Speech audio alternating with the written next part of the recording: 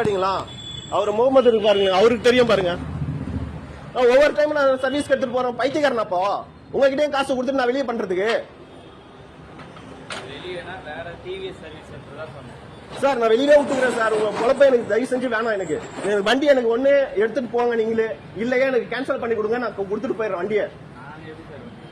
அப்ப புக்கிங் பண்ணும்போது மட்டும் சொல்றீங்களா ஒரு ப்ராப்ளம்னா நீங்க நாங்க ஃபேஸ் பண்றோம், நான் 24 hours எங்களுக்கு கால் பண்றேன்னு சொன்னார்ல, அந்த நம்பருக்கு நான் கால் பண்ணி சொல்லியாச்சு. எத்தனை தடவை நாங்க சொல்லுவோம் கம்ப்ளைண்ட், நீங்க சர்வீஸ் சென்டர்ல எடுத்து போய் விடுங்க. சர்வீஸ் சென்டர் ஒரு நாள் போனா ஒரு நாள் பொழப்பு போகுது. எனக்கு கரெக்டா காலைல எடுத்துட்டு போய் விடுறோம், சாயந்தரம் வரைக்கும் வரணும். அப்ப எங்க பொழப்பே கிடையாதா? வெயிட் வாடகை, டியூ, வண்டி, இதுக்கு எல்லாத்துக்கும் யாரு காசு கட்டுறது? நான் 8 மாசமா நீங்க இந்த ப்ராப்ளத்துக்கே நான் காட்டுமா? உங்க ஓனர் கூட போன் பண்ணுங்க, ஜனார்தன் இது மாதிரி வந்து இந்த வண்டி நம்பர் சொல்லுங்க, அவரே சொல்லுவாரு. நான் சொல்யூஷன் நான் 10 தடவை தான் சொல்றேனே. எனக்கு ட்ரம்ல ப்ராப்ளம் ஃபர்ஸ்ட் எல்லாத்துக்கும் நான் சர்வீஸ் இங்க எடுத்துட்டு வந்து விடுறதுக்கு. அப்ப எனக்கு என்ன ட்ரையல் வண்டியை கொடுத்து அனுப்புறீங்களா? நான் உங்க மேடம் இங்க வந்து பாத்துட்டு இங்கேயும் நான் இது பண்ணிட்டு தான் போயிருக்கேன்.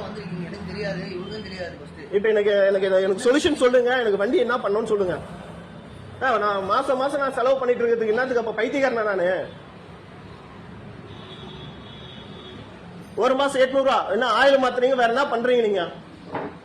ஆயில மாத்துறீங்க, கிரீஸ் அடிக்கிறீங்க. கிரீஸ் ஒரு டப்பா போட்டு 2 டப்பான்னு பில்ல போடுறீங்க. சரி எதுவும் கேட்க கூடாது, நம்ம பண்ணிட்டு போவோம்னா இந்த பைத்தியக்காரனா நாங்க?